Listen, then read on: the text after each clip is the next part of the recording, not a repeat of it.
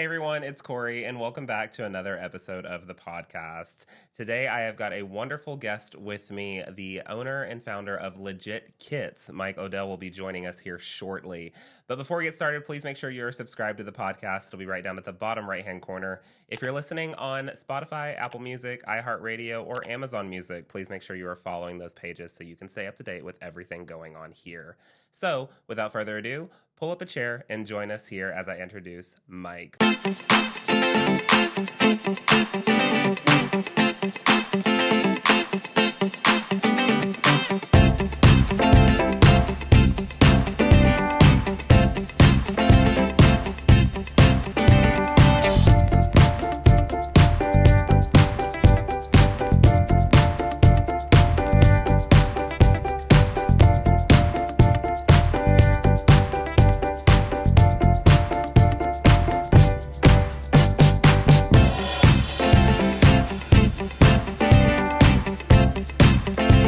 Mike, how are you? I'm great, Corey. Thank you so much for having me. You're so welcome. I'm not used to having someone in studio. Normally I do these virtually, so this is a little different for me. You found out I was a little space constricted here today, which is a little different because normally it's just me and this table, and then I look at the computer the whole time. So having someone in real life is fun. Same here. I've done a few podcasts, and they've all been remote. It's nice to actually be in that space, so... Thanks you again for accommodating me. You are so welcome. I'm so glad that we were able to make this happen. So thank you for being here. This has been an incredible run for you for Legit Kits. Your business is just taking off, in my opinion, doing some really, really cool things. So talk to us about the founding of Legit Kits and how did it kind of start? How did it come about? I have always liked big art. Okay. I've done art in various media just over time. I've done drawing, painting, sculpture, pottery, wood carving, cake decorating, glass blowing, just whatever. You've done it all. I find a new thing and I just want to play with it. Okay. And I guess I'm an artist now because I'm getting paid for it. But as somebody who liked to do art, mm-hmm. Most of the things that I made failed. Okay. They didn't turn out what I wanted them to be. But every once in a while, I'd have this hit. And so over time, I've made several things that I'm just super proud of. And so I'm jumping way ahead here, but Legit Kits is my attempt to share that feeling with other people. So, because when you make something that is just awesome, that just make other people just go, wow, you did that, that feeling never goes away. No, it doesn't. I tell people, we're not selling fabric and paper. We're selling dopamine. You know, we're selling that sense of accomplishment, that sense of making a work of art. And again, just kind of jumping around, but what's really epic to me is that a quilt is something that lasts longer than anything else. I mean, if you think about it, like there's several quilts in my house that are from my wife's family that people I never met. We're long gone, but we still have those quilts, and we don't have anything else from the past like that. Right. And back when I was looking for content, I ran across an article because I was like, what's the oldest quilt out there? Right. And the oldest quilt out there is called the Tristan quilt. It's an Italian quilt. It was made over 600 years ago. Wow. It is in a British museum. Like okay. most artifacts. Like most artifacts, yeah. That looks nice. But it's still intact. The color has gone out of it. There's trapunto on it, and it's a scene from a story back 600 years ago, and the experts have determined that it was likely given as a wedding gift. So that hasn't changed over that long. Yeah. And the humble thing about Legit Kits to me is that these are modern fabrics with modern dyes. Right. And some of these quilts are going to be around for hundreds of years. And that is just freaking cool to me. Yeah. And what better way to spend your spare time than making something that's going to be around for way longer than you are? Exactly. I mean, some of these quilts take a while to make. Right. You know, right. I try and make them as easy to sew as possible, but they ain't fast. Right. Well, you have to definitely take your time with them. But you get something that just blows people's minds. And I'm really humbled to be part of that, to be sharing that experience with people. It's so cool. That is awesome. That's really, really incredible. Yeah, you mentioned you're selling instead of kits, you're selling more dopamine more than anything. And it's you're not wrong. It's when someone finishes something complete. Like I was back in the day, I was doing more quilting than anything. So I was finishing people's quilt tops. Now I've gotten really into foundation paper piecing through one of my best friends, Brooke, and it has that sense of accomplishment, finishing that quilt top, and now I'm going to quilt it is incredible. Like you're doing it from start to finish, and that feeling that you get is insane. So being able to help contribute to that, I'm sure feels amazing as well. Helps you. It's just fantastic. Yeah.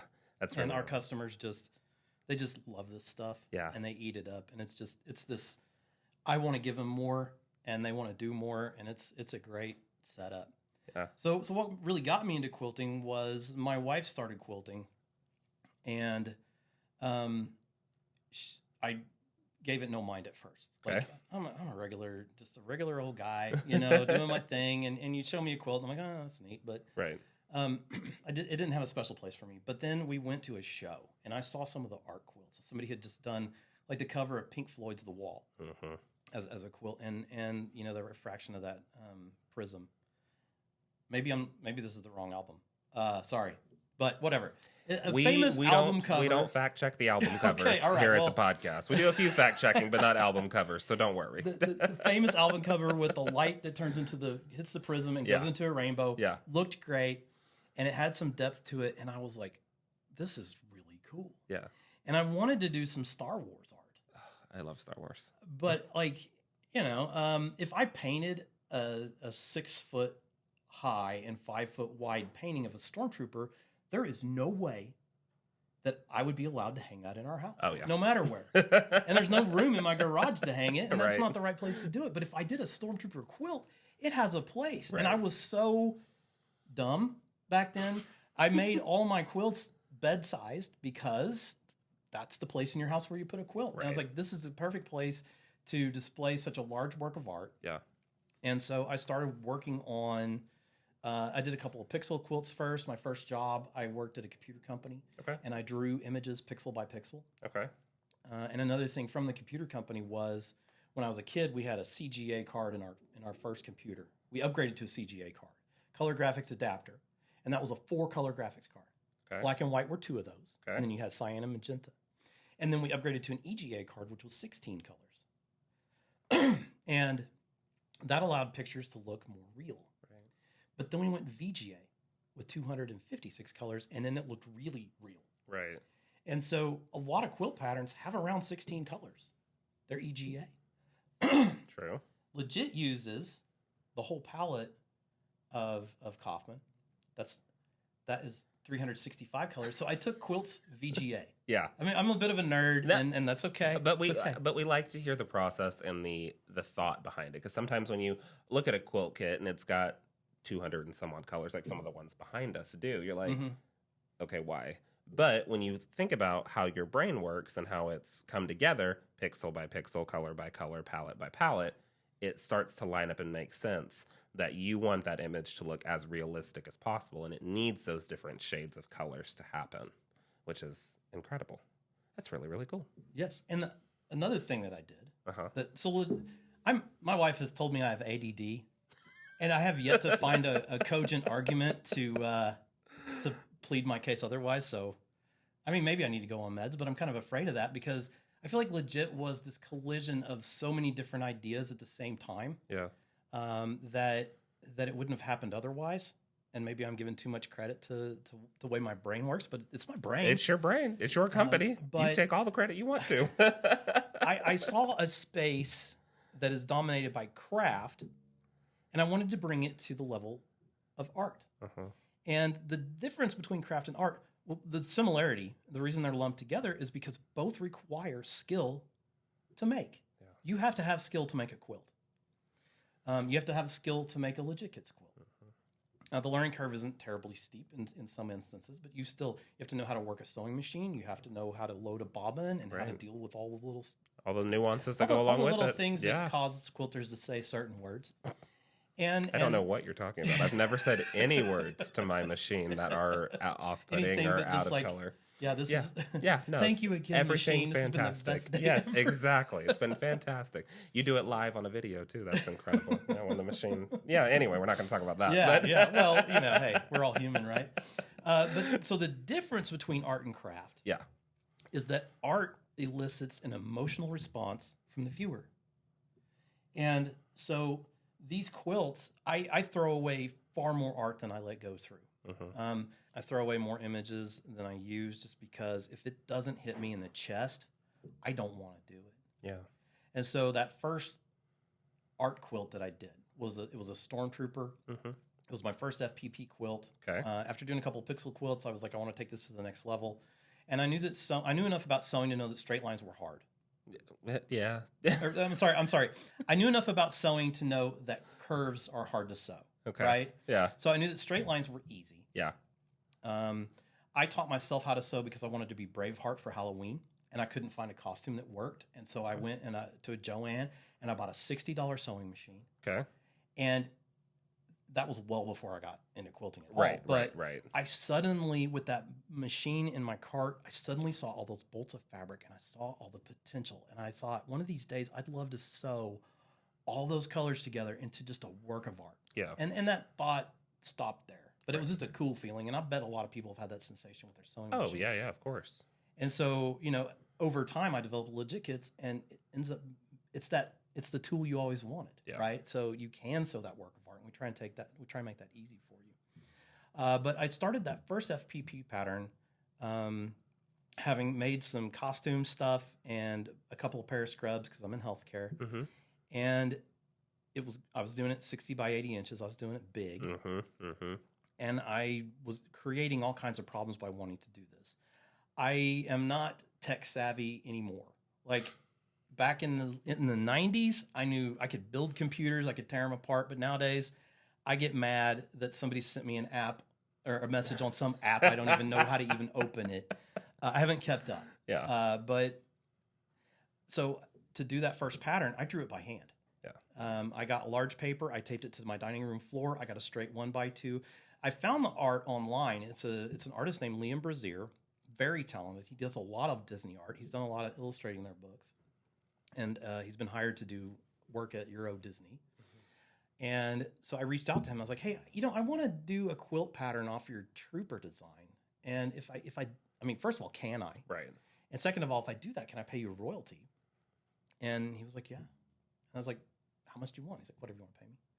So, it was a really tough business negotiation. Yeah, very difficult. I pinned him to the wall. No, but then he said, several people have tried to do this, and nobody's been able to do it before.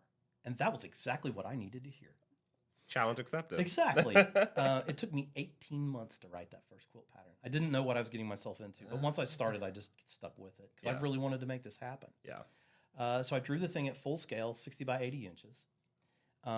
Assigned all the colors. It's all done by hand. It's gobbledygook on these pieces of paper. And the first attempt ended up being a disaster. The colors were wrong. I went off the printed Kona swatch. Oh. And those colors are not accurate. No. They're not accurate enough to do something like this. Correct, yeah. They're close. They give you a good idea, but like, it's not. Some blacks have a lot of blue to them. Right. Some blacks have a lot of green to them. Some of them have some red. Right. And you get those wrong, and it looks terrible. Right. Ask me how I know. So one thing I knew that was going to happen was I was going to screw this thing up. There was no way I was going to get it right the first time, and I needed to make copies.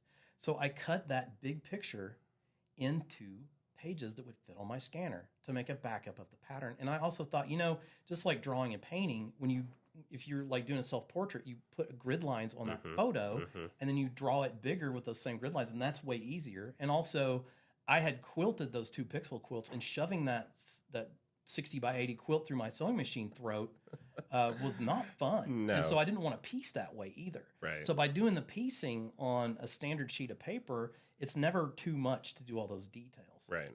Another thing, I still suck at it. I don't like Y seams. They're tricky. Yeah. And so I wrote every pattern we've done ever has no Y seams in it. So we have to take those blocks and break them into fragments so that you can do pieces of that block, and then you piece them together into the block, and then you sew your quilt. And our quilters say that this is similar to making the puzzle pieces and then putting the puzzle together. Right. But we have instructions the whole way through. Right. That's what's different. Yeah, little different compared to most. You touched on the fact that you're in healthcare. I want to segue into that a little bit. You can correct me if I'm wrong because I'll probably get the title incorrect. But you are a certified nurse anesthetist. That's really close. Okay. I'm a certified registered nurse anesthetist. There you go. I'm a CRNA. Okay, so I'm glad you're here to get me on that. That's nice. It's a hard thing to say. It's a hard thing to say. So because that's this is not your full-time job. Legit Kits is not you have this wonderful company, but you also have another job as well, and a lot of people don't know that about you. And I think it's very interesting. So going from nursing to quilting, or doing both at the same time, are you finding anything parallel between these two industries that kind of helps fuel one portion or the other? I don't think they could be any more different. Really? And that's the thing. I'm 50 years old now. Okay.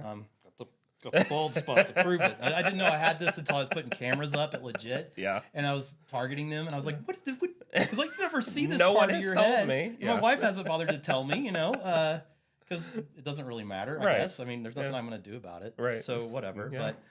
But I, at 50, like you do that soul searching, I have always been a high creative with a high risk tolerance. Now so I started out a nurse, right? I graduated nursing school in 1997. I worked for a couple of years at a trauma center, and then I became a travel nurse, and I traveled the country until 2009 when I started anesthesia school. It's a very rigorous program. Oh, I can only imagine. You cannot work while you're doing it. Right. It takes 3 years to go through it. Now it's 4, but I grandfathered in. Wow. And you're working about 70 hours a week doing that. Yeah. Well, you're paying to do taking out student loans. And then when you come out the other end, you are trained to do anesthesia. Yeah.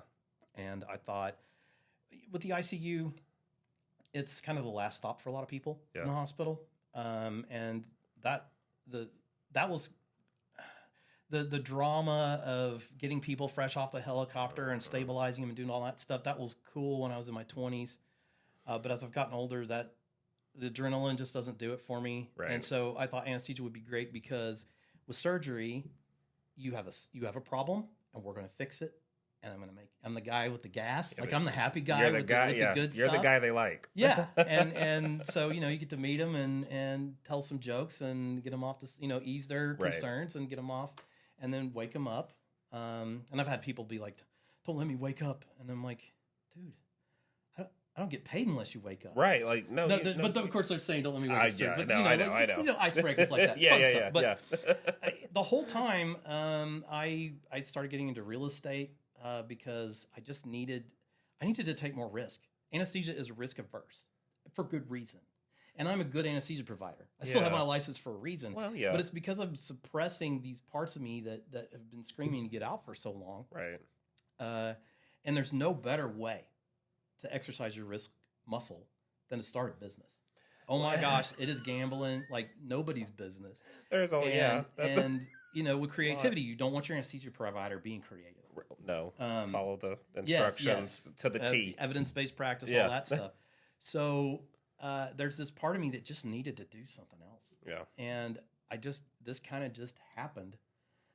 And I met an entrepreneur through real estate, coached me, helped me start a business. Good. I knew I needed these things digitally drawn. I wanted it to look professional, not my hands, not my chicken scratch handwriting on a copied piece of paper, but something that looked good. Right. And so he was like, look, people want jobs. Give them jobs. Hire graphic artists that already know how to do this stuff instead of learning to do it yourself. You don't have time for that anyway, right? And I was like, I don't. And so now I have a graphic design team. I have artists that do this artwork, and I have other artists that write our patterns. I don't use a computer program to write our stuff. These are all hand-drawn. Okay. Because they're the way I want them to look. Right. I want this to be a luxurious experience from the beginning to the end. So I designed our patterns to look cool. Yeah. Very interesting, actually, because I thought, and this is no dig on you, it's wonderful that you had a team. I literally was trying to figure out how you had the time. I thought you were like in a dark room sitting there drawing these things up and then figuring out how they came to get this. Okay. All right. We're good. Yeah. You're incredible, but okay. I was trying to figure out how you had the time to do all of this stuff. I have surrounded myself with incredible people. Yeah. And one of the most humbling things about starting a business is realizing that I'm not really good at anything. Like every time... The honesty. The honesty. Yeah. I love that's it. also part of being 50. I love it. I did GAF, right? Like that's yeah, it. Yeah. Every time I hire somebody to do a job, I've usually done it first. Yeah. And I've done it in my crazy little ways, right? But I empower people. Yeah. I tell them, here's what I want done, and here's what we have. Here's how I want it done, and you can figure out how it happens. You know, what I want is efficiency. I don't want speed necessarily at the cost of quality. Right. I don't want quality at the cost of speed. I want efficiency across the board, and I empower people to make that happen. And I never stop being impressed by what other people come up with. Yeah. I was putting stickers on fabric the other day, and our newest hire was absolutely smoking me. Just putting stickers on fabric. Like she was like, no, you do it this way.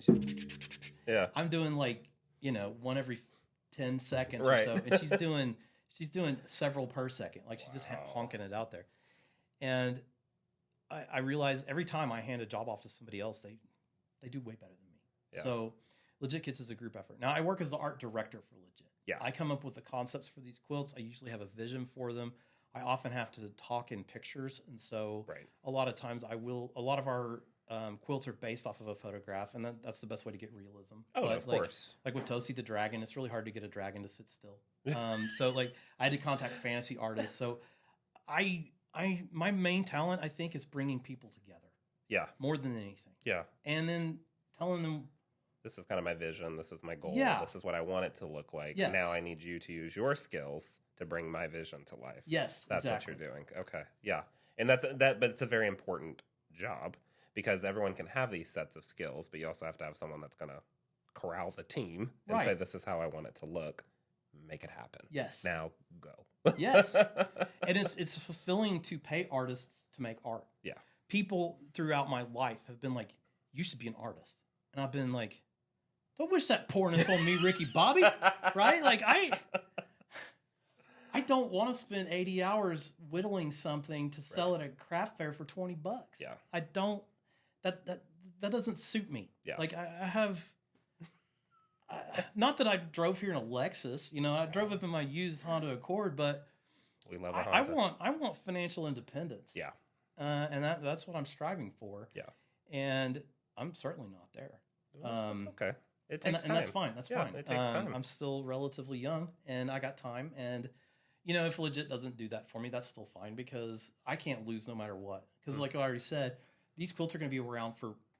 Some of these quilts will be in existence outside the lives of my great grandchildren. No question. Yeah, no question. And that is just super cool to me. And we've made so many people so happy with Legit Kits up to this point. If it collapsed tomorrow, it still was a win. And we're doing fine. I know you're doing fine. I've looked at reports. You're doing great. I know everything's good at Legit, but I do want to talk about another thing that I think has contributed to your success, or I'd like to know how it has. I was at Quilt Retreat a couple months ago, and I was sitting on the couch, and you walked on my TV screen on Shark Tank.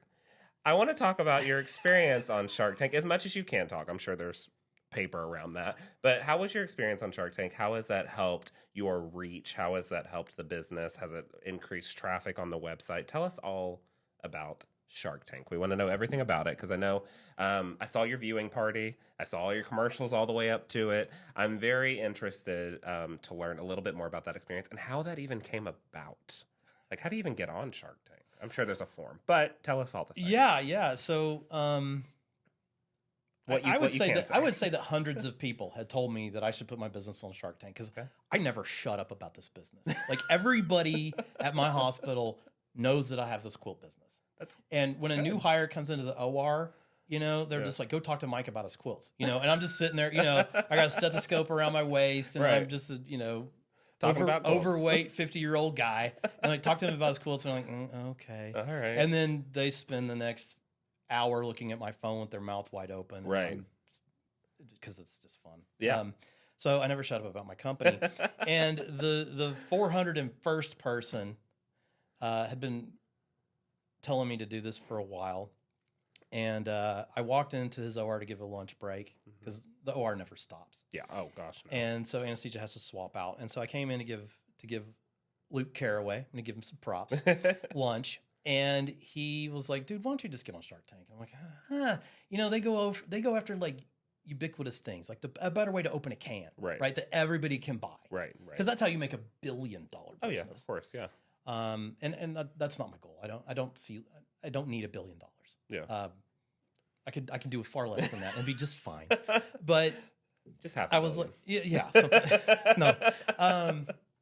But he was like, "Why don't you just apply? Like, what's the harm in applying to get on that show?" And he's like, "It can't be that hard." And so he typed in his computer, and there was a Shark Tank application. It was like 10 questions. And I was looking at him, I was like, I have pretty good answers to those questions. And it's already done. Like, I didn't have to invent anything to answer anything. Like, it's already there. Right. And so I was like, just go to lunch, man.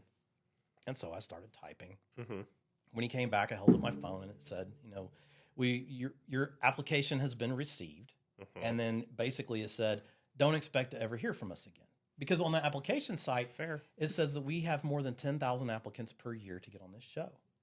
Wow. But then I looked a little further, and so I'm not allowed to talk about anything except what got taped or what we saw on TV. Right. But I'll this is easy to find online. Okay. The latest numbers that they published in 2023, they had over 40,000 applicants to get on that show.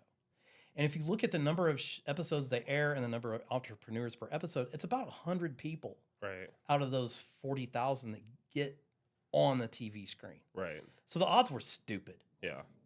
And I wrote it off that way. I still went home and warned my wife that day, just because she does not like surprises, right? And so I was like, "Hey, just so you know, filled out the application, get on Shark Tank," and she just looked at me and she said, "You are not getting me on television." I was like, "I just applied." She's like, "You just wrote a quilt pattern and started Legit Kids. Okay, you're the kind of person who's going to get on TV." And so I was like, "Well, thanks for the confidence, but you know, I'm telling myself it's not going to happen." Right. And I didn't hear anything for a long time. Yeah. And then I got an email that my staff heard. There, you know, I have 7 full-time employees, and I was in my office. I just opened my email and just started shouting, and they were like, "Now what's going on with this guy?" Right. And so they came in. And I was like, you know, and it was a casting agent wanting to know more. Yeah. And that's where I'll stop about the application process. Right. I did not know how to prepare for Shark Tank. Yeah. I had watched several episodes. And I saw entrepreneurs up on the stage saying, you know, "Oh, Barbara, you're so great at this and that. And Lori, you know all the..." And I was like, how do they know this about these people? Because when you watch the show, it's the same thing a lot of times. You know, they're making similar points. Right. They're making deals or they're not. Right. And, well, okay, you made a deal with this person. So, but how do you really know? And it occurred to me because I met a coworker's spouse at a party. Mm-hmm. So this coworker came up to me, and I self-published a book about real estate in Oklahoma City. Okay. My failures becoming a landlord, and in the eventual way that I got to it. But failure is the best way to learn, and I'm never afraid to do it. Yeah. But a coworker is like, "Hey, my husband is looking to get into real estate, and I know you have some rental houses, and do you want to give him some advice?" I was like, "Yeah, actually, I've got a book that I wrote," and I hand her the book. You know, it's got a few copies in my locker. Yeah. And so then that spouse reads the book, and I don't hear anything else about it. But then at a party 6 months later, that spouse comes up to me, and they're my best friend. They heard my story. Yeah. You know, they heard about the night I got shot. Yeah. In this book, and all the ways that I've gotten just like scrapes with evicting people, and you know the horrors of having somebody steal all the wiring out of your house, and all the fun things about being a landlord. Only imagine battling infestations of various animals. Yeah. And so you know they were my best friend, and so I I puzzled over how to get ready for Shark Tank for a long time, and then I just started looking on Audible. The sharks write books. Of course they do. Oh, yeah, of course they do. And plenty of them read their own audiobooks because they're that talented. I tried to read my own audiobook. I stuttered too much. It was terrible. I went to a recording studio, and they were like, it's going to cost you so much to edit this thing. They're and like, so it's not for you. I found somebody else to edit my audiobook. Somebody way better than me, as usual. So I listened to their audiobooks, and they tell you what they're looking for on Shark Tank. You know, Robert's book, he makes a point, like, you know, you've signed up to get onto a TV show, right? There's going to be cameras. Yeah. So if you're intimidated by cameras, don't try and get on TV. This isn't the show. Right? Yeah. And then another thing that I took from outside was I watched an episode of Comedians in Cars Getting Coffee, and I forget what famous comedian Jerry Seinfeld was with in this car, but it was somebody that everybody knows. And they started talking about getting butterflies. And Jerry Seinfeld and somebody else, don't remember who, both were talking about how they get butterflies before every single show. Yeah. And if Jerry is going to get butterflies before every single show, it's not realistic for me to think that I'm not going to be nervous. Oh, no question. Yeah. And I was terrified. Oh, yeah. If you're not nervous, you're not passionate You're not a lot. about it. Yeah. Yeah. You're not on feeling something it. if you're not exactly. nervous. If you're not nervous, you need to taking tell the us what sauce. you're doing. Yeah. Exactly. So I listen to their audiobooks. They tell you their stories. They tell you all their failures. They tell you their successes. They tell you about when they were up against the ropes and everything looked bad. Right. And man, I've been there lots of times. Yeah. And so I felt like every one of those people, every one of the people in Shark Tank, none of them were born with a silver spoon in their mouth. Right. They all were normal people. Yes, they had advantages and disadvantages, just like everybody. Like everybody does, yeah. But they didn't dwell on that. Right. One of my favorite things from real estate, people would keep hammering home, was the definition of the word obstacle. And the definition of the word obstacle is the thing that you see when you're not looking at your goals, right? So set those goals and pursue those, and you don't worry about that other stuff. And as intimidating as it was to walk on that stage, another thing I have is a fairly well-developed sense of humor. And listening to their books, I knew exactly what would probably get them to laugh. Right. And once I got them laughing, I was working a crowd. Now, they had serious questions for me. Right. And I was on that set for far longer than what you saw on TV. And the whole thing was just like what you saw on TV, but it was far a whole lot longer. Yeah. But, you know, once I'm working a crowd, then I loosen up. Like, if I can get other people to laugh, now we're going. Yeah. Right? I can talk you into to laying on a table and letting a person cut you open, right? Like I'm good. I'm okay with that. True. I mean, that's really the way. That's really the thing about it, though. Like when I stand up in front of people to teach, my first teaching gig that I got was through one of my good friends, Joanne. She said, "Corey, it's going to be a few people. No big deal. Fly up to Ohio with me. It's going to be great." Because she knew how I feel about teaching sometimes. I love to teach, but I do get butterflies, and it scares the mess out of me when I get started. And I walked into a room with 110 people staring at me. And I was like, I was ready to leave. Dead quiet. I was ready to leave.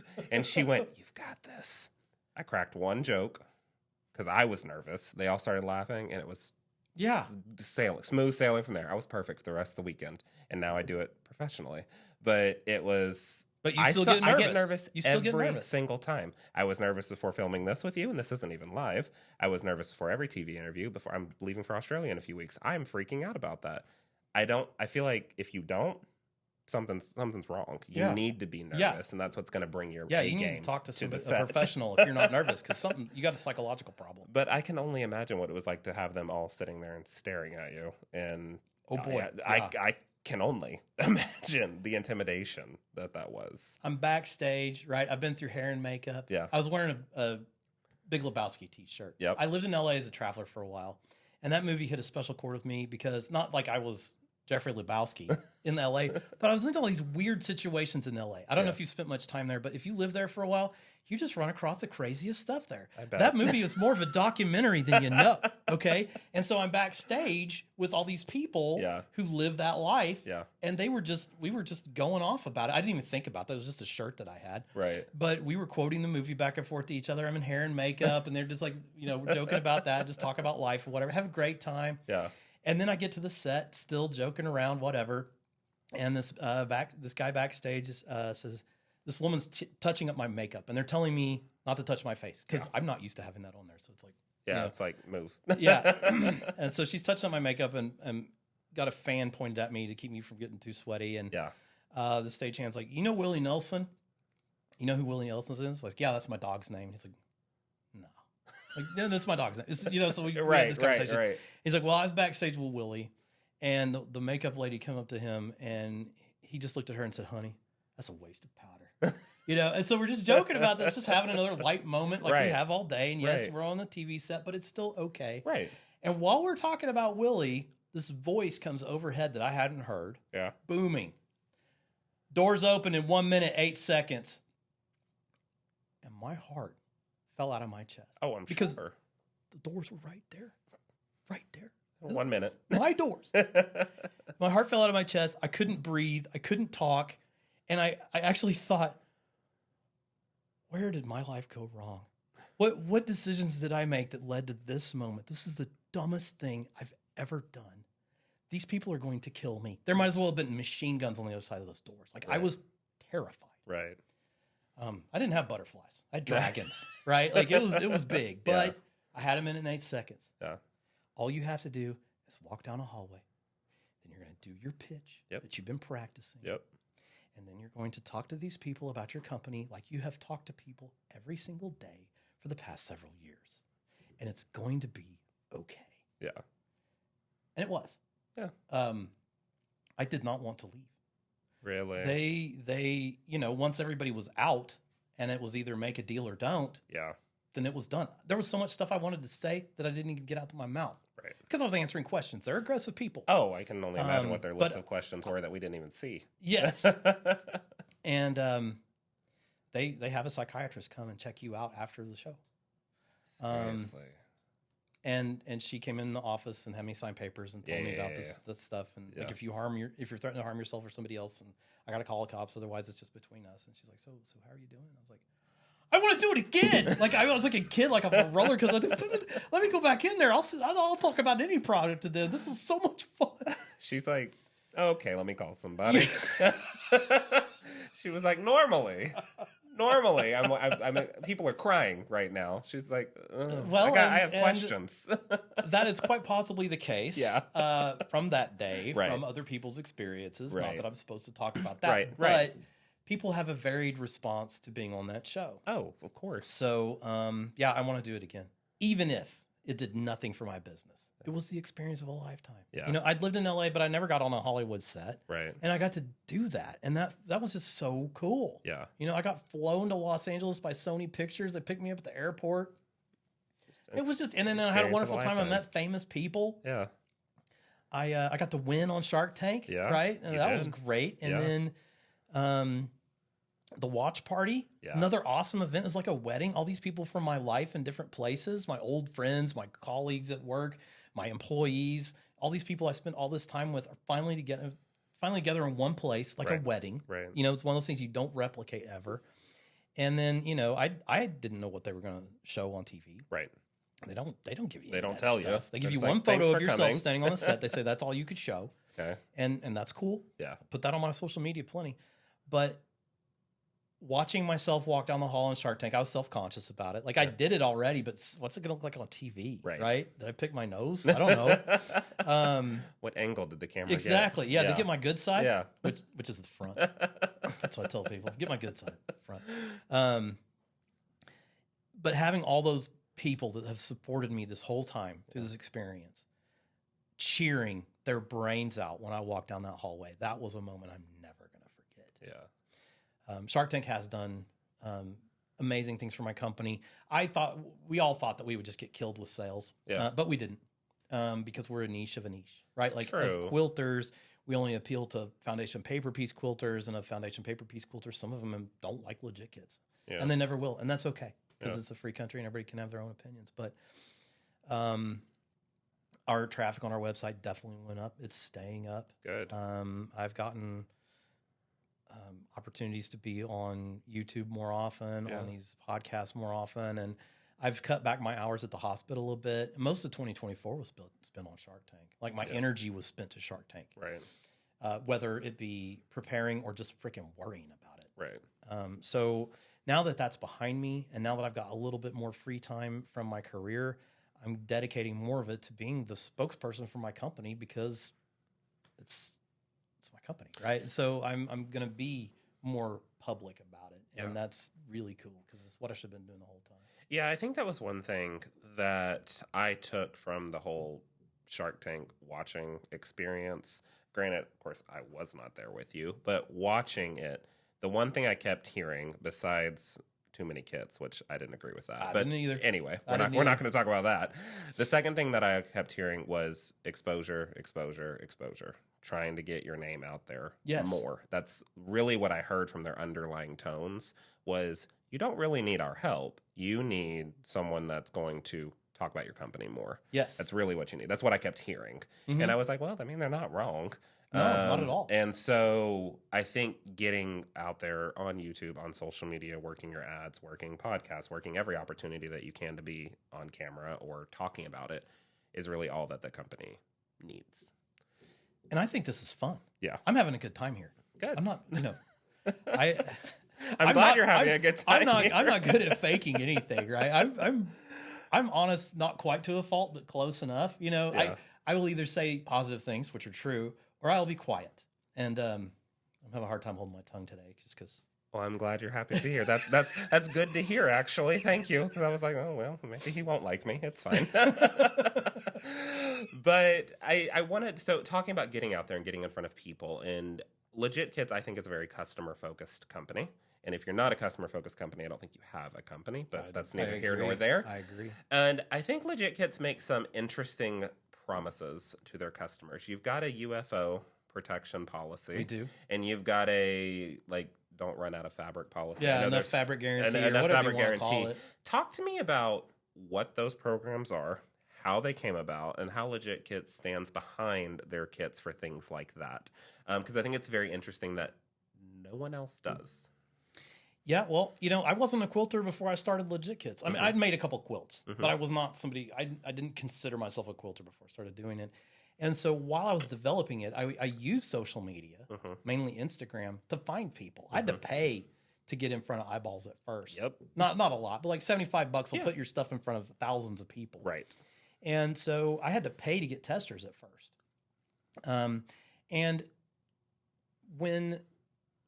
when they started testing my stuff, I said, okay, this is kind of a basic framework. Because it was mainly just the pattern and some fabric, and it wasn't as detailed as it is now. I had input from more than 100 quilters. I asked them, what would you want in a quilt kit? And Legit Kits came from that. Like, what do you want me to sell you? Right. And they told me. You had your own little focus group. I did. And for the longest time, I made sure every testing group we had for like the first 50 patterns, every testing group had a person in it that had never done FPP before. I wanted to have their perspective. And one of the fears was running out of fabric. And the experience with some other kits out there was there is just enough to do this thing. And if you mess up once, it's done. Right. So we have an enough fabric guarantee. If you buy a full kit from us, and you run out of any color for any reason, send us an email, and we will replace that at no extra charge.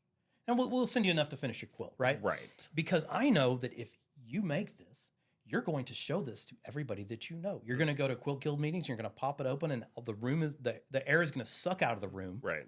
And it's going to be a great moment for you. And I want to make sure you get there. And that shouldn't happen.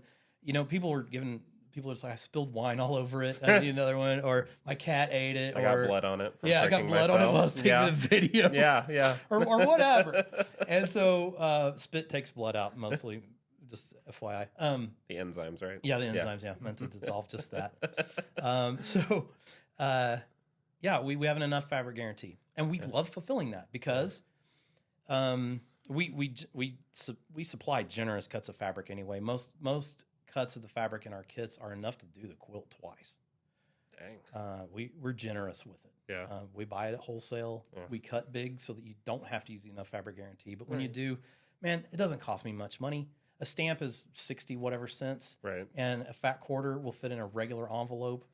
And Be on its way. Yeah, and be on its way. And it cost me a couple of bucks, and you finish this, and you're going to buy another one from me. Right. It's a good deal. Right. And I'm taking notes for a book for Legit Kits, and one of the chapters is going to be called "It's Amazing What Happens When You Fire the Right People."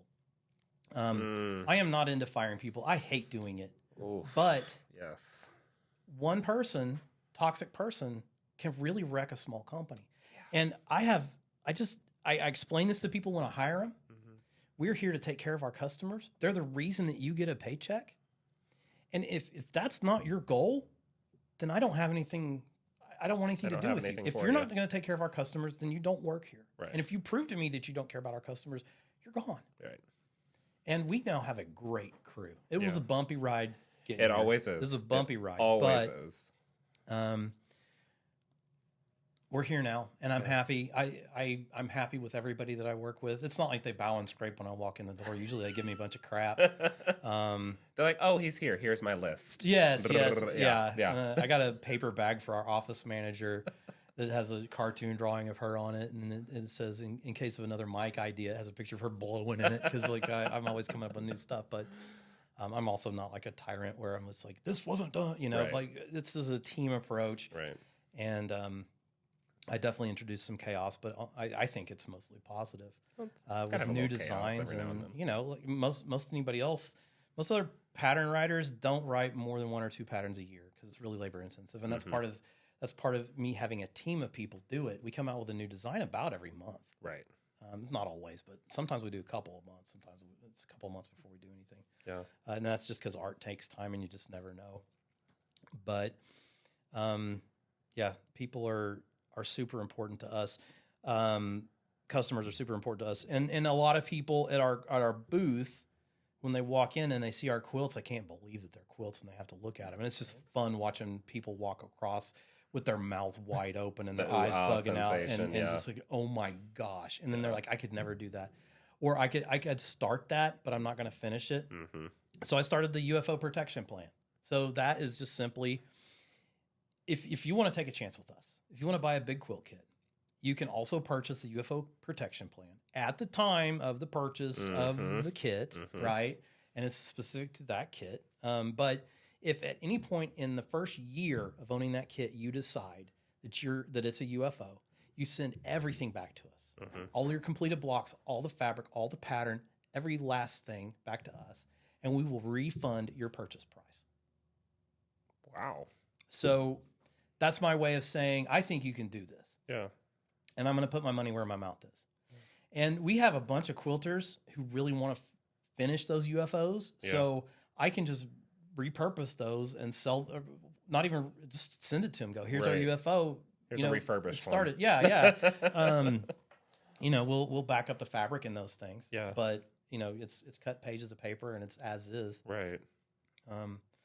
And I don't know how else better to get somebody into these things. Yeah. We are coming out with some smaller designs because I do want to onboard more people. I feel like I wanted to dominate the art space with quilts. Yeah. I wanted that to be our signature thing because I feel like I've got a great team and we can do that. And so we're pretty well known now for being the destination for art quilts. There are other designers out there, and there are plenty of very talented people doing this, but I feel like we've carved out our own space. And with my eye, like I feel like a lot of our quilts have a very masculine bend to them, which is different. Right. And that attracts people of all walks of life. Yeah. It's just something different to do. Yeah. And I feel like there's enough of the super cutesy stuff out there. I don't really want to do that. It's not how something different. I go for more photorealistic and just impactful. There's an electric guitar in my office. It was my dad's. I can play it a little bit, but I don't usually pluck on it. Yeah. It's a red Fender Stratocaster, and that is what I see Legit Kits as. We're the electric guitar of quilts. We're loud. We're in your face. We're awesome. Yeah. And we've got that long sustain, like if you're just keeps on ringing. Yeah. So that's why there's a guitar in my office more than me Interesting. serenading my employees with AC/DC or whatever. It keeps your mind moving. Yeah. But so you've got these super photorealistic quilts, like the muscle car behind us here, and you talk about wanting to dominate the FPP space more or less. So I want to talk about bringing people into legit kits that might be intimidated by something as intricate as like the muscle car behind us, or Sir Legit's lot, or the Eagle, or all those different. I'm sure I'm not getting the proper names. I'm sure You're doing great. but I want to talk to you about my initial experience with legit kits. I bought a kit because one of my friends suggested I should. So I bought Skulliver, Okay. a large one, and it was the 1 dot, because you have a dot system on yours on how Yeah, like it's the not levels perfect. are. Sorry And about so that. I got the 1 dot one, and I had never done FPP before, so I probably should have started with a smaller project, but that's fine. We're not going there. I was very intimidated to the point where I put it away, and it's still in the closet somewhere because I haven't finished it yet. How do you work around bringing in consumers that have never done FPP before and getting them that confidence? Like, are you looking at maybe getting more, I don't want to say simpler quilts because you do very photorealistic stuff, but having kind of a starter beginner section so someone can get a small, I don't know, 40 by 40 or 40 by 60 or something like that quilt, feel the confidence, and then go grab the muscle car and be like, got it. This could be nothing. It's just going to take a little extra time, but I know how to do it. Is that kind of in your kind of the wheelhouse of ideas of where legit kits could be going? That's precisely what I'm working on now. You know, I get it. Like, it's a lot to throw $400 down on a quilt project Yeah. you're not sure you're going to do. And now that, and I guess dominate's not the right word. I have a sign in my office that says World Quilt Domination, and it's more of a joke than anything. Yeah. Like we've got the June Taylor fabric cutting kiosk in our office. Yeah. So I've got robots. Oh, right. good. So I got the robotic, Yeah. and then we have lasers everywhere. Right. Because we use those to line up our power cutters. Okay. And so we've got robots and lasers, and the next thing you do after that is world domination, right? Fair. So I mean, we've all seen the Terminator. my Doctor Evil thing. But I wanted to be known for big art quilts in the space, and so now that we've carved out this space for ourselves, I do want to do some more entry level stuff, and it's going to look similar to what a lot of other people have done. And I didn't want to be in that space in the beginning because that's where everybody else is. It's a lower hanging fruit. There's less of a barrier to entry to make an FPP design out of 25 triangles than it is to make it out of 2,000. Fair.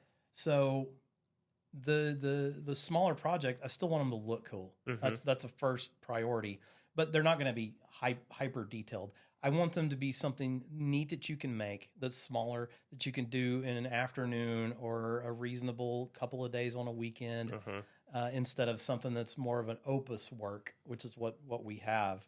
And it's impressive to me how many people are interested in putting in the time and energy to do these, because it is a commitment to finish one of these. Oh, no question. And back in the day at quilt shows, when I could get to them, I would encourage people to don't follow the order.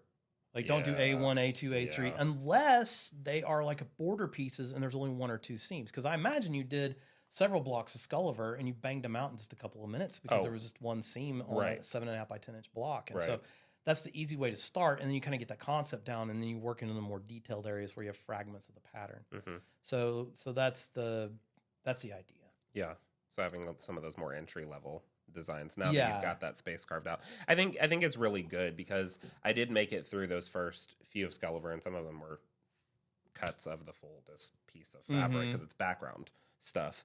But when I got in, I was finding it hard to find easy instructions online at the time to do FPP. Now, granted, I know you've got certified instructors, and that's a whole different process that we could talk about another time. But you've got those classes and different things like that for people that travel around and do those types of things. But for someone that lives in the middle of Bucktooth nowhere that just bought a kit because I saw you online, it was hard to find initial instruction on how to properly do FPP. So what's your like kind of plan of attack on that? Forgive me because I have not looked at the YouTube channel in a while. Has there been things on there for like instruction for FPP, or to kind of get people excited, and here's some tips and different things like that to do it, so then they can attack some of those more complicated projects. Yeah, now if you look on YouTube for Legit Kits, you're going to have at least 100 videos that are directly related to, they're about Legit Kits from people from all over the world doing them. So that's pretty cool now. Yeah. Our own YouTube site, I've had it for a long time, but I hadn't put anything on it just because there's only so much time I've been able to spend on this business. Oh, no question. And, yeah. As much as I like being in front of the camera and showing other people how to do stuff, it's been more important back in the day to make sure there's enough money to keep the company running 100%. and making sure the personnel issues were taken care of and 100%. Our customers are being taken care of. And so this year, our YouTube channel is going to have a whole lot more content on it. I'm making sure of that because that's what I want. I want people to be able to onboard to this stuff. And there's a lot of information that if we put everything into the kits, they would take up so much paper and weigh so much that it wouldn't be feasible. So, and there's plenty of FPP quilters who just walk in and they just start doing the pattern and they don't even need any of the extra stuff. Of course. And that's one of the reasons why we include that card with every kit that says "Don't panic" on it. Oh, I and panicked. It just has. Thank you for the card, panic. but I panicked. But the "Don't Panic" card has 4 bullet points on there, and it's about to have a link to our YouTube channel with our content, walking you through it every step of the way. And that's been a missing piece, and it's surprising how little that's hurt us as a company up to this point. But I do think that more in-person instruction is important, and the certified instructor program is new. It's just started a little over a year ago. So it's only recently that we have certified instructors, and I want to work with them to generate some of that content, because what better way to advertise yourself as a teacher, of course, than to be on videos teaching. Of course. So that's a goal this year. Reaching more people is what we need to do, and there's several things in motion right now to do just that. And I'm excited for it. We like things in motion. Yes. That's good. Yes. That's really, really good. So speaking of like things in motion, what can you tell us? Because we're very nosy here at the round table. We're very nosy here. I am very nosy. The people are nosy. I'm bracing for what you're about to ask me. Okay. So what are your future plans for Legit Kits? Where do you want to go? We had talked in the beginning that, you don't want $1 billion company. That's not what you're looking for. You're looking to give quilters kind of an outlet, getting them excited, making them happy, all those kind of things. But I know your brain's always moving. I can tell just by sitting here and talking to you. I'm sure you've thought of 40 other things that you want to start doing, just sitting here chatting the whole time. Where do you see Legit Kits going in the future? What is the next big thing that you can slightly tell us about? In when I was working on about our 7th pattern, I said, I want to do 100 of these. Okay. And I was asked, why do you want to do 100? And I said, well, because nobody's done 100 before. Fair. And you get better at something as you go. And so I feel like if we do 100 patterns, we'll be good at it by then. I feel like Legit Kits will be firmly established as a business once we hit design number 100. And we're at design number 67 right now. So we're getting there. Yeah. We're getting there. And I launched it in January or February of 2020. 2020 was going to be my year. Oh my gosh. So it was a little less than... A little bumpy. It was different than what I thought it was going to be. But that's life. That's business. That's everything. So I want to keep doing the big, awesome stuff. One of the patterns that I have art for that I'm now happy with is it's going to be called the Kona Challenge. And it's a quilt that incorporates every shade of Kona solids, 364 colors. Now, they advertise it's 365, but one of those is PFD white. And for the first year of Legit Kits, I thought PFD white meant personal flotation device white, like the same color as the little ring on the side of a boat, because my ignorance is on my sleeve yet again, right? But PFD white stands for prepared for dying. And that's not what you want in a multicolored quilt, something that's going to accept the first color that hits it. No flotation device. Well, I sailed sailboats for a while, Yeah. hence the sail away quilt.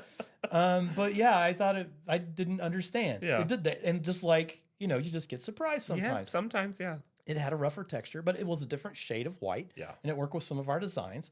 And we had to eliminate that from everything once I figured out what that is. So the Kona Challenge quilt is going to have all 364 shades of Kona. We don't do any of the color of the year stuff because I want to be able to make this 10 years from now. Right. I don't want to do the color of the year stuff. I don't want to be fly by night. Yeah. I want to be a permanent fixture. Yeah. So I see Legit Kits as onboarding more people with more time efficient patterns. Okay.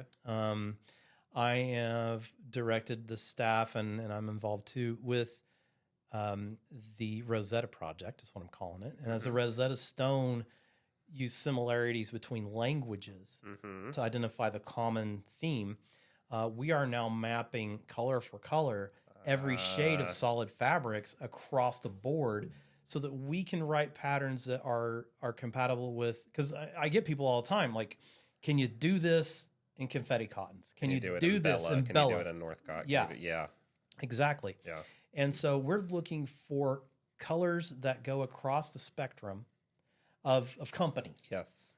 And that's actually going to reduce our palette a bit, but our palette is pretty robust. So if we can find 200 colors that translate across the board, then we'll use that 2-letter code for that same shade, no matter what it's called across those lines. And the reason I like solid colors, because everybody's like, why don't you do it in batiks? I like solid colors because it makes it reproducible. Like a lot of the details on our quilts are small. Yeah. And if you did this with a batik, you may pick a dark section of it or a light section of it. Right. And like if it's an animal's eye, because one of the things about the artwork that is Legit Kits is the first thing, if you look at something that has eyes on it, you look at the eyes. Yeah, 100%. And back when I was drawing and painting, the first thing I would do was the eyes. Because if your brain does not compute that as a real eye, you don't believe what you're looking at. Right. It looks dumb. Right. It looks So fake. yeah, it looks fake. Yeah. It doesn't hold your attention. Right. But It's looking like, oh, in that's something's cool. eyes brings you in. It's that connection, right? Correct. And so with our kits, a lot of detail, if it has an eye, goes into the eye. Well, if you're using batiks, you're going to get a little hunk of this color and a little hunk of that color, and it might not work right. And some batiks are printed, not actually dyed through. And now you've got wrong sides. And with FPP, you're flipping the fabric over and over again. Yep. And with our stuff, it's lots of times, and it's rife. It's something that could be prone to making an error and not finding out until later, and then you got to break your heart with Jack the Ripper. Yeah. So we use solid colors because there's no wrong side. Yeah. And I want to stay with solids for the foreseeable future. Now, we may do some special release kits with batiks. I like the word see. may. I didn't hear a no. I didn't hear a no. So I don't usually say no all the way. I usually qualify my statements because never say never, right? Yeah. But on the whole, we're going to keep designing in solid colors because that's where you get the most impact. Yeah. And the most reproducible quilt tops.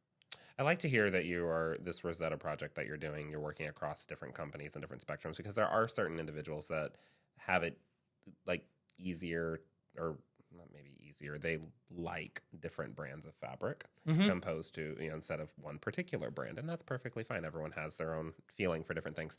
But it's good to hear that if something happens to one company, it's an easy flip to another one or another. So you are not losing customers, you're not losing business or anything like that if something happens to the company that's producing the fabric you're working with. Not that we expect that on any company, but you have to prepare for those types of things. Well, Kona scared me. Yeah. Like I picked RK Fabrics in 2020. Yeah. Well, actually in 2018 when I first started that pattern. Yeah. And by the way, the way I named my company, that first Stormtrooper pattern, a woman made it as a tester for her boyfriend. Yeah. And when he saw it laying on the bed, he said, "Babe, that quilt is legit." And I really liked that. I thought it was funny. I thought it was unique. I thought it was original. And I hadn't thought of the word legit with a quilt before. Yeah. And, I grew up MC Hammer time, too legit to quit. Like, I didn't use it as much as younger. It wasn't part of my vernacular as much as it is to to the younger kids out there, but like the newer nurses were saying legit all the time, and I understand the word and its meaning, and so that's why I called our company Legit Kits, and I don't really have like a corny the legit feeling or something like that, but like that's the same thing with that impact. When you look at something and it's just freaking cool, like that's legit, and so that's why I appropriated that name. Oh, cool. But I was buying Kaufman Kona because that's what was at Joann Fabrics. Yeah. Boy, how times changed, huh? They were in all the major stores. Yeah. They had more solid colors than anybody else, and I liked that concept. And they'd been around longer than anybody else that I knew of. Right. And so that was the stable, safe company to go with to base my fabrics off of. Right. And people have strong feelings about different brands of fabric on all sides. Oh, some people love Kona. Yeah. Some people don't like it at all. Right. So this Rosetta project is going to fix that. And it's also going to take away a vulnerability that I just discovered with my company because of Joann Fabrics, honestly, because Kaufman got in trouble when Joann filed bankruptcy in March of 24. They filed bankruptcy, and people from Missouri Star came in and propped up financially Kaufman because Joann left him holding the bag on millions of dollars of fabric. Right. And that put them in financial straits. But now, several members of the board aren't the CEO of Kaufman. Right. And Ken's a great guy. I've met him. I've been out to their headquarters, and it's a good company, good people there. Yeah. But now I saw the vulnerability of what happens if somebody decides that 60 of the colors are not profitable enough to keep producing. My patterns become obsolete overnight. Right.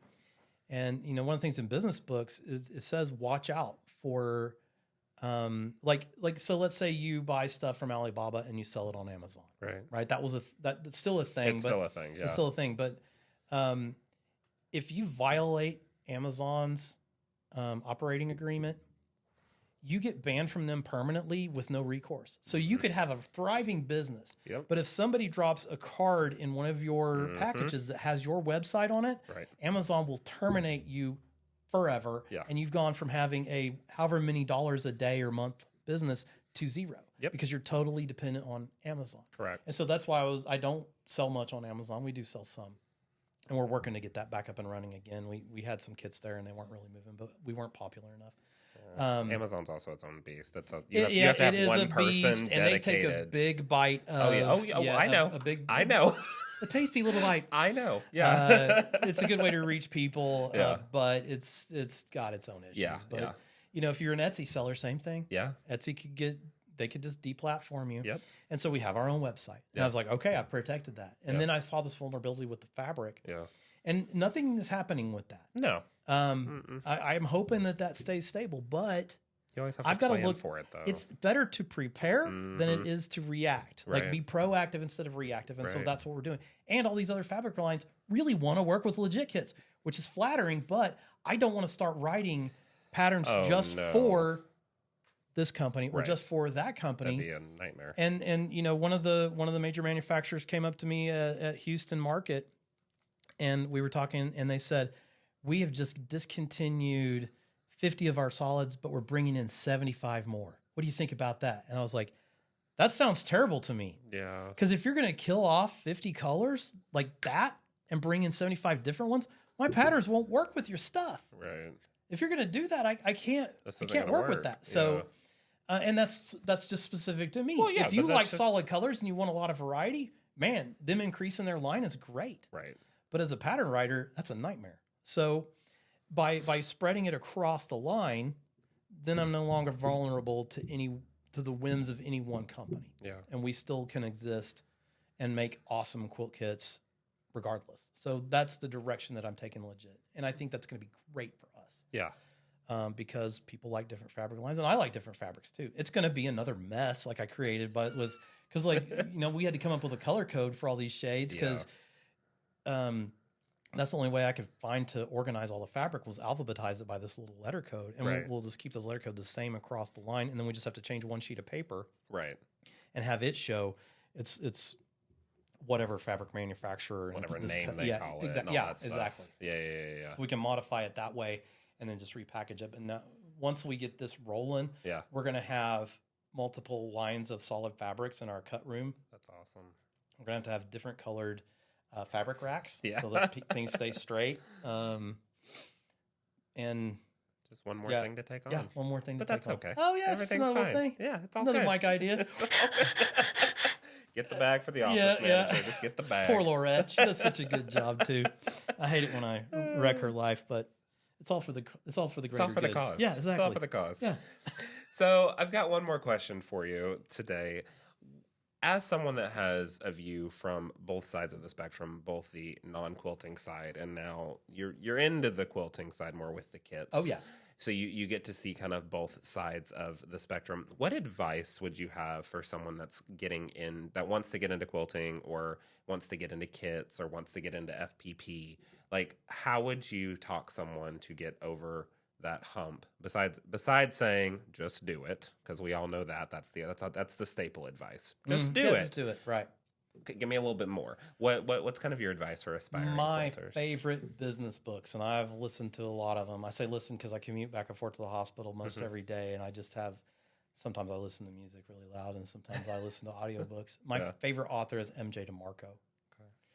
Pick up his book, any of them. The most recent one, The Great Rat Race Escape, is fantastic. It's easy to do what he calls action faking, where like, I'm going to start a business. So you go on the Secretary of State's website and you pay $100 and you file your business. You've started a business. Now you haven't opened up a checking account for it, which is the next step. You haven't actually done anything, but you now have a business. You can get business cards printed. Right. Next step is later. Like, you've got to actually do it. Right. And persistence pays off more than anything. You could be the smartest person on the planet, but if you're just gonna use that time to sit on your couch and watch TV and be outraged at whatever, you're not gonna make an impact in the world. Right. Right. The people who make the impact in the world are the people who just keep doing it, and it is just do it, but listen more than talk. See what's working and what isn't. Maybe you just need to tweak something instead of throwing everything away and starting over again. Yeah. The concept I really love is one of the market collective. So in your brain, it's made of millions of brain cells, right? And they're taking a signal and they're sending it to the next place. And any individual cell in your brain has no idea what your body's up to, right? It's kind of crazy that consciousness is this collection of all these cells, and no brain cell can predict what the brain itself is going to do. That's another level up. Right. Well, we're individuals in a society, and human society acts like its own animal. And as an individual, you cannot predict what the larger scope, the market collective, is going to do. Right. All you can do is guess. And so you have to take your idea and throw it at the planet and see what comes back at you. Right. And then listen to that and adjust. So, first of all, know that your idea is not going to work out the way you think it is. Never happens. Never happens. And second of all, if you keep on getting up more times than you fall down, you'll make it. That's kind of, I like that. That's in a nutshell. Just kind of riffing. Yeah, not giving up and seeing things through. And I like the idea. Listen more than talk. You're listening to those around you. You know, go to a quilt show, go to a guild meeting, go to research. I don't know, listen to a podcast on YouTube, listen to the Crafters Roundtable here. Join the Craft Industry Alliance as an individual. That's free, and it's ton of information. Right. Just kind of listening to those different ideas. Always learn. Always. I mean, I should say that. Yeah. Chronically learn. I never stop learning. And that's what I love about business. Yeah. Like with anesthesia, it's the same thing every day. Yeah. Right? There's always something new with anesthesia, but we want it to be the same thing. Instead of that. Well, I mean, there's like a new medication that comes out and there's a little addition. Right. But with business, if you're starting a business, you can't stop learning. No. You can't stop inventing. You can't stop innovating. And to me, that's great. Yeah. I love the fact that there's no boundaries to this. It's the best part about it. That's just, it's freedom. Yeah. But I mean, you got to do what everybody else wants you to do, right? So it's freedom inside of parameters. Right. If I start doing stuff that my customers hate, it won't take long for me to not have a business. Exactly. Yeah. So know your place too. Right. Recognize who got you there. Yeah. And be grateful. Yeah. And give back. Awesome. Well, Mike, thank you so much for sitting down with me today, coming down here to the studio here in McKinney, and chatting with us. This has been really, really fun to learn a little bit more about Legit Kits, learn a little bit more about you, its founding. It's been very inspiring. Maybe I'll pull out Sculliver again and finish it. I know I will, actually. I'm really good at FPP now. I just need to find the time to finish Sculliver now. I hear you. I get it. And thank you for having me on, Corey. This has just been great. You are so welcome. Thank you. And thank you all so much for watching and listening here at the Crafters Roundtable podcast. Again, my name is Corey. I'm your host. And Mike, where can people learn more about Legit Kits? We have a very active Facebook group. You have to answer a couple questions to get in because we keep all the spammers out. That's where all the new information comes out. We have an active Instagram account. We have an active Facebook account. We're on TikTok a little bit. I just like putting my silly stuff on TikTok. It's just super fun. And if you just search for Legit Kits on YouTube or any search engine, you're going to find a lot about us from various people. So yeah, just tune in however you want to and stay legit. Stay legit. Awesome. You can also find the Legit Kits available at lyndas.com now. We're very excited to bring them on. You can search through the full catalog of Legit Kits, and I will have that link in the description below. Until next time, bye guys.